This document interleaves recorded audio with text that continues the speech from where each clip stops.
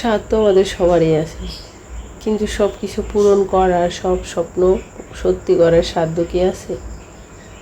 তা আমি আজ একটা অসাধ্য সাধন করতে যাচ্ছি, যেটা আমাদের সাধ্যের বাইরে। যে জিনিসটা আমাদের সাধ্যের বাইরে সেটা পূরণ করতে পারলেই মানুষ বলে অসাধ্য সাধন। অসাধ্য সাধন মানে যেটা আপনার সাধ্যের বাইরে কিন্তু আপনি করে ফেলেছেন, সেটা হলো অসাধ্য সাধন। যাই হোক, আমি একটা অসাধ্য সাধন করলাম।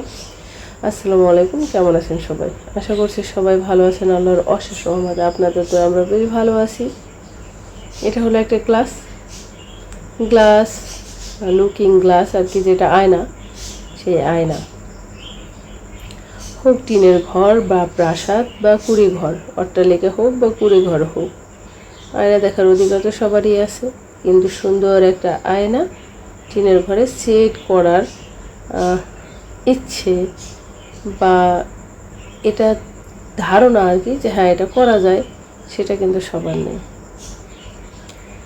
তো যাই হোক, আমি মোটামুটি অনেক কাজের সময় অনেক মিস্ত্রিদের সাথে আমার এরকম হয়েছে যে আমি যেভাবে বলতেছি বা যেটা আমি বলতেছি এটা হবে, ওনারা সেটা বিশ্বাস করতেছে না বা করতে চাইতেছে না বা ভয় পাইতেছে। তো এটা হলো একটা এই লুকিং গ্লাস, সেটা আমি সেটিং করতেছি। তো আমার তো টিনের ঘরেই, অনেকেই জানেন, দেখেছেন টিনের ঘর। এখানে এটা সেট করে একটু মুশকিলে, আর দেখতেও ভালো লাগতেছিল না।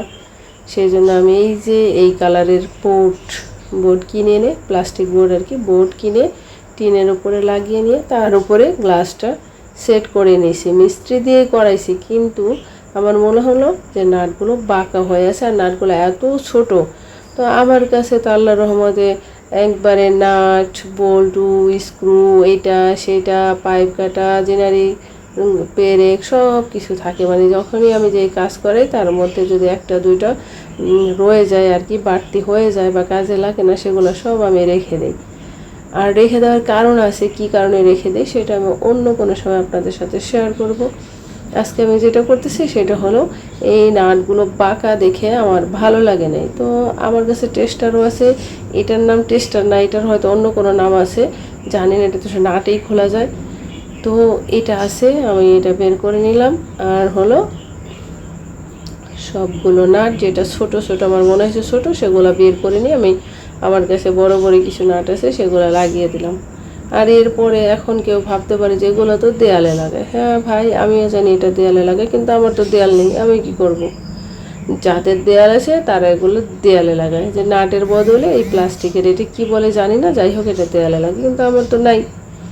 তো কিছু করার নাই, এই জন্য আমি এই টিনের সাথে এগুলো লাগিয়ে দিলাম। যেহেতু নাটের সাথে এগুলো আছে আমার, তো আমি ফেলবো কেন, টিনের সাথে আমি এগুলো লাগিয়ে নিলাম।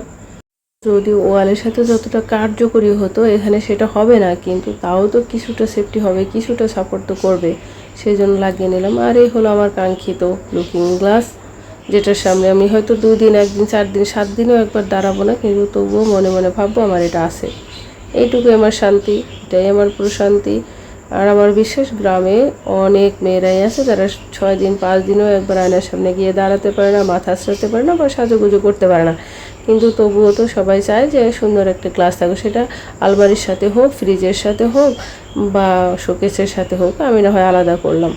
কেমন হলো আমার গ্লাসটা?